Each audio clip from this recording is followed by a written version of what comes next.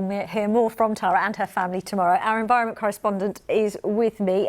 Tom, does that resonate with you? Because you told us yesterday that your daughter doesn't like you having red meat in the house. I knew you were going to bring that up. Yes, I think diets are changing. Mine is as well. But environmental campaigners say this area, diet, has been neglected. And what it needs really is leadership. And it's easy to see why. The latest figures from the Mayor's food plan, I've got them here, says food and drink accounts for almost 10% of London's total consumption-based greenhouse gas emissions.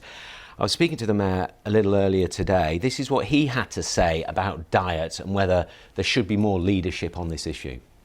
I think all of us should consider what we eat and how we live our lives. So it's not for me to lecture people what you eat and stuff. I myself have cut down on red meat, and in my family now we very rarely eat red meat, not just because it helps with my fitness and how I feel, but we're considering the choices we make. I think it's really important to give people the personal choice. You say you shouldn't lecture people, but shouldn't there be stronger leadership on this? Shouldn't you be saying people should eat less meat? Yeah, it's the carrot and stick. I think it's really important to realise that the great thing about London is our diversity, and that means people being allowed to make different choices, but also being cognizant of the fact that actually our choices have consequences. So if you decide to drive a vehicle that's a polluting vehicle, if you decide to eat red meat every day of the week, that's got consequences.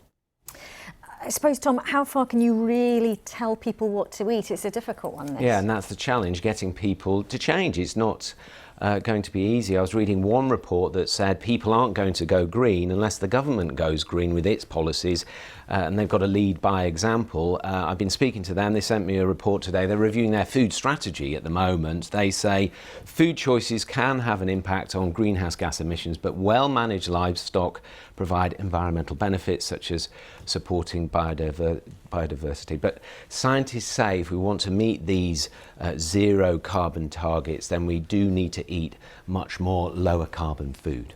Okay.